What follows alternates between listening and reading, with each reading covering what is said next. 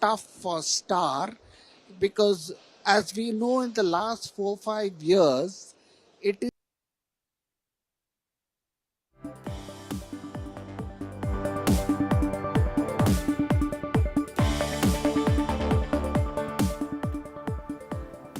Hello and welcome. You're watching Business Today TV. I'm Sakshi Batra and this is Market Today, a show where we'll help you understand the closing action on the D Street, starting from the benchmark index moves to sectoral action and all the stocks that are buzzing the most in trade. We'll also get you expert views as to how should you be approaching the equities as an asset class right now. But first up, a quick check on how the markets are doing as we end the day in today's trading action. Now let's look at how the Nifty and the Sensex are trading at. Slipped into the red now with 18,518 looking on the Nifty, about 15 points of a decline, 0.09% of a fall for that one. The Sensex also slipped about 75 odd points lower in trade, where the Sensex is now drifting lower at 62,540 odd levels, about 0.1% of a decline for this one as well. Let's look at the broader markets. They've also seen some cool off from the day's high level, especially the mid caps that are up now only about 0.25% odd. The small caps continue to hover over 1% uptick, so definitely outperforming the other benchmark indices. Let's look at the sectoral indices and see how the Nifty Bank performing. It's in fact drifted to the day's low, and that is what is exactly creating pressure on the benchmark indices, with half a percentage point decline on the Nifty Bank. We've also seen some cuts coming in on the FMCG pack. Now it's turned flat with just a positive bias in today's trading action. We were looking at how the realty pack, the IT pack and the auto spaces were up in trade today. Slight losses for those indices as well, with the IT just about half odd percent of an increase in today's trading action. Let's look at the auto and the realty pack as well.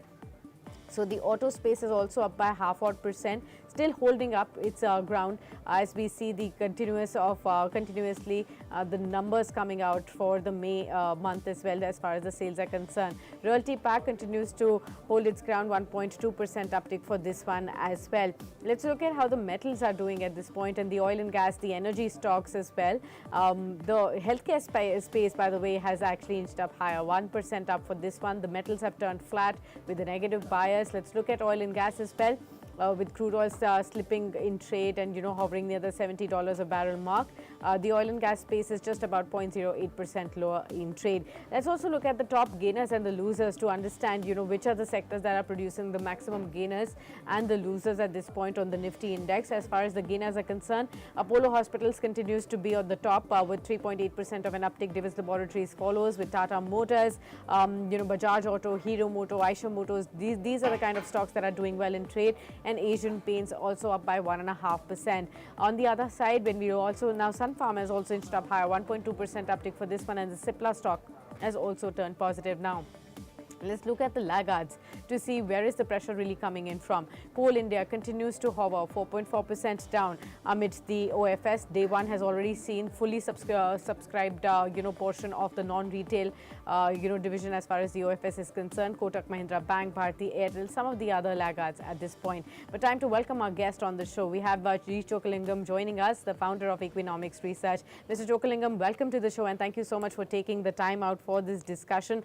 Well, we've been looking at the markets inching higher in the last few trading sessions as well.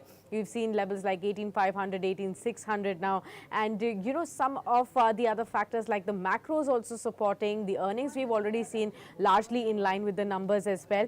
What is your sense of how are the markets placed from here on?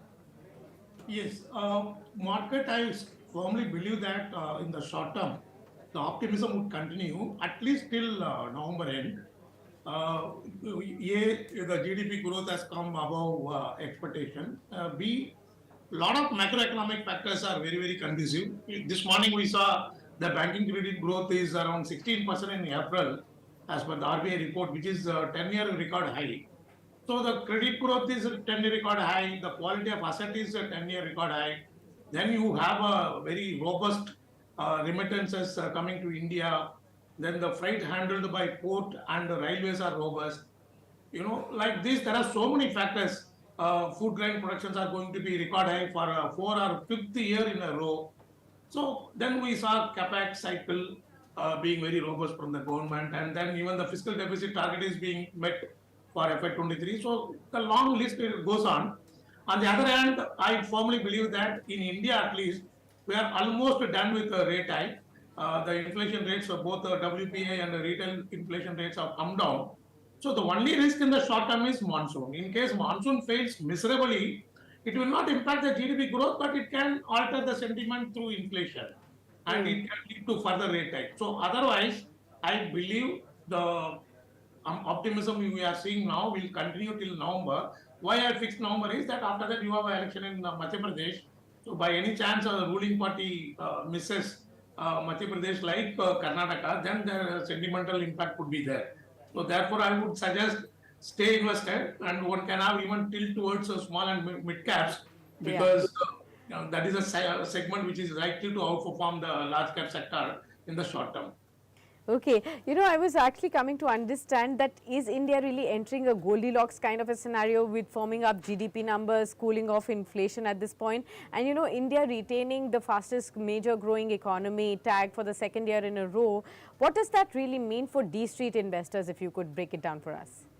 Certainly, I mean, as you also listed out the factors, it looks really amazing. The politically also, I'm saying in terms of global politics, India has powered a destination for FDI. We have already seen Amazon, Apple now. Even Tesla says it will definitely set up the plant, and then the certain factors like service exports. It's amazing. It's a 10 record high service export is happening in the country.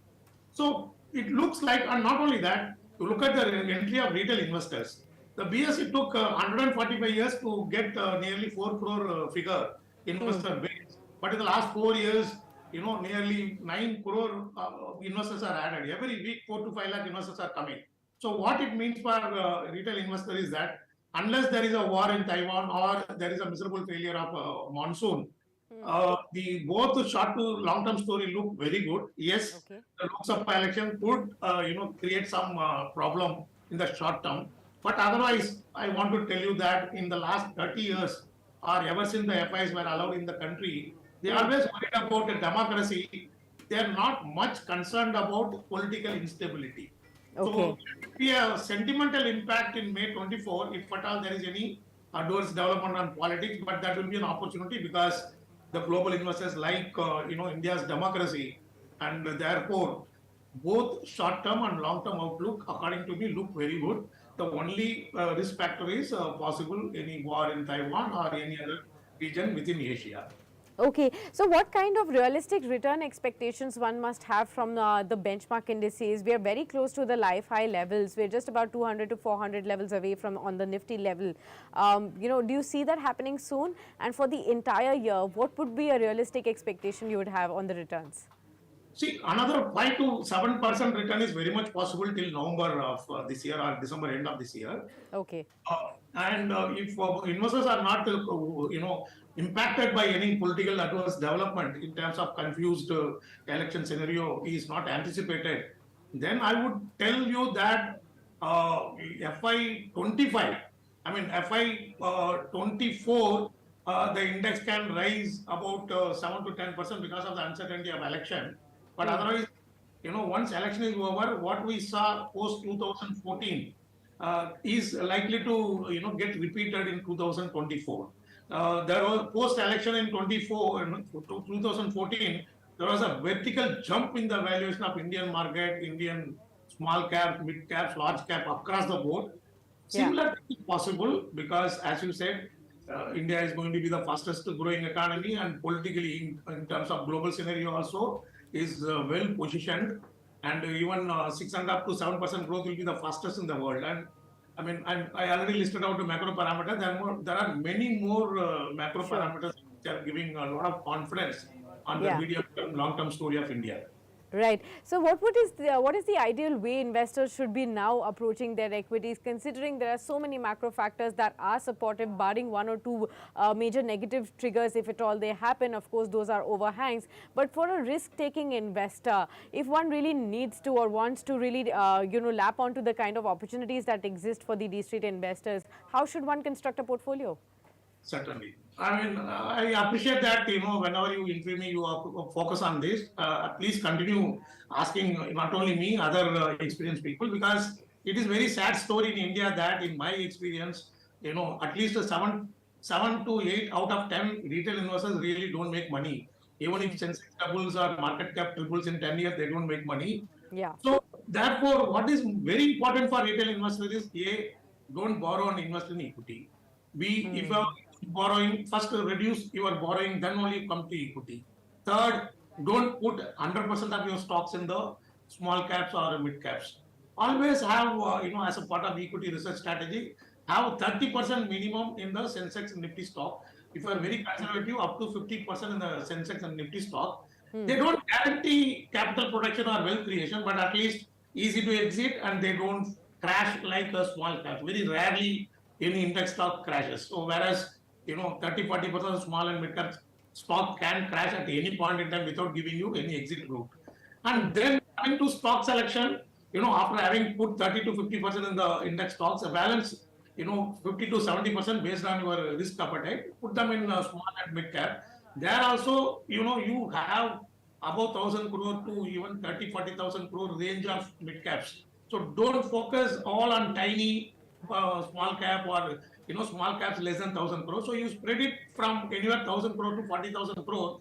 Roughly 1,000 crore is the upper limit of the mid caps, large mid caps. So you spread it across the whole range like a continuum. After fix this research strategy, then you come to individual stock. 4 or 5 parameters you never compromise. Yeah. One, don't allocate more than 5 to 8% of your equity per stock. And second, don't ignore the management quality, the listing experience. If any stock is listed in the market for more than 10 years, it is better. And then the balance sheet quality in terms of the leveraging, debt equity ratio, debt to sales ratio. If debt is more than annual sales, better be very cautious. Then Okay. look at working capital management, look at receivable and inventory. If that is as a percentage of sales is more than one third of the sales, be extremely cautious. And then don't compromise on the valuation comfort. Don't go for a 3-year dream, 5-year dream, and you see next year itself whether the P ratio can contract to earning growth. So these are the things you do. I can assure you that majority of the retail investors can create a lot of wealth, but on the contrary, many people opt for the pledging of shares, intraday trading. But I have not seen anybody making wealth in the retail segment doing intraday trading. So these are the few learnings if they follow. This is a beautiful market. One can have a comfortable life with a lot of disciplined investment, strategy. That's wonderful. I truly appreciate Mr. Chokalingam for helping all our viewers really understand it and simplifying it for them. What exactly are the metrics in which they can decide which are the stocks that they should be looking at for their portfolios as well. You mentioned the macros that will be important for the markets to really track going forward from here as well.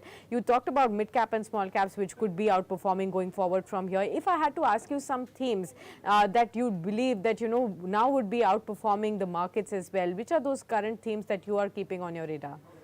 Yeah, so I have a bias for one stock called Nesco, and we also personally invested, my family, my company. But I believe in the stock, therefore I keep repeating it.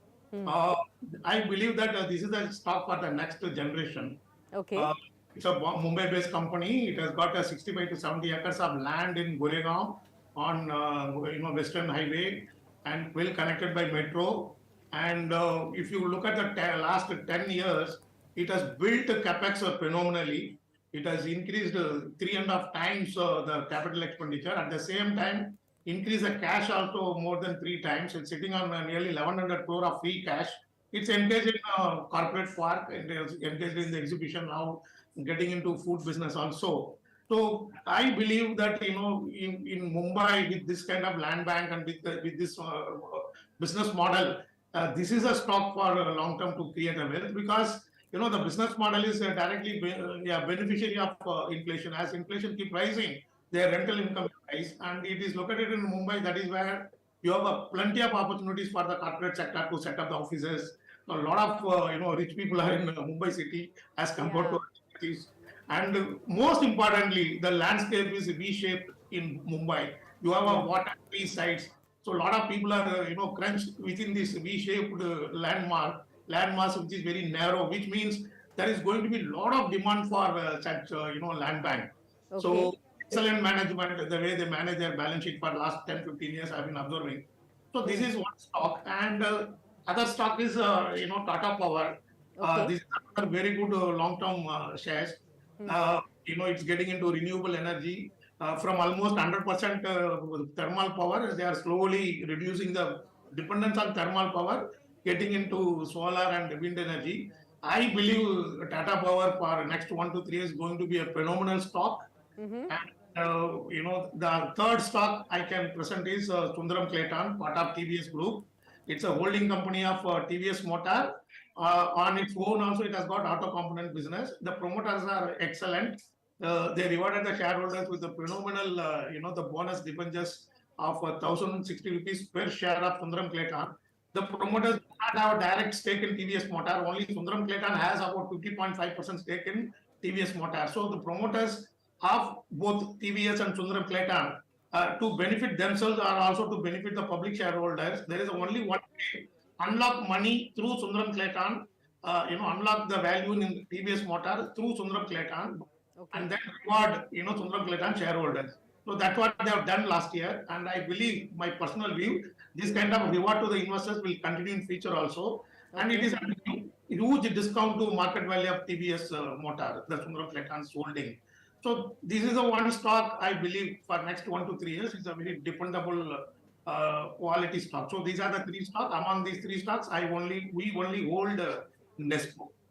All right, so Nesco, Tata Power, and Sundaram Clayton, three stocks that you can definitely look at from 1 to 3 years perspective, and quality stocks that you can add to your portfolio, which may actually give you handsome returns going forward from here. Many thanks, Mr. Chokalingam, for being with us on the show and discussing with us all the insights about the markets and sharing with all our viewers the top picks of your recommendations also for all our viewers as well. Right now, if we look at the markets, they're actually drifting lower. So let's take a look at how the markets are performing at this point.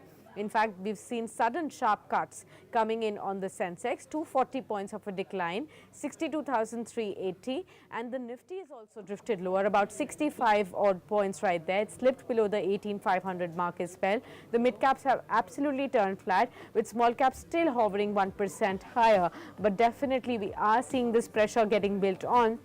Let's look at the Nifty Bank also. I think that's where exactly the pressure is building up from as far as the markets are concerned. The Nifty Bank definitely inching towards the lowest point of the day, about 0.9% of a decline. So that's exactly where the pressure is really coming out from. So 0.1% decline coming in from Nifty Bank. That's the index that's weighing on the market sentiments, and that's why you've seen this sudden sharp fall over the last 10 minutes in the markets as well. Looks like we are going to be ending the session in the red zone, 10 minutes away from the closing of the day. But we'll keep an eye on the markets and everything that moves the D Street and the sentiments so that you can also track what exactly is impacting your investments in equities as well. Do stay tuned on to with us on Business Today TV. Don't forget to subscribe to this channel and continue to engage with us on our other social media platforms as well. Until then, thanks for tuning in.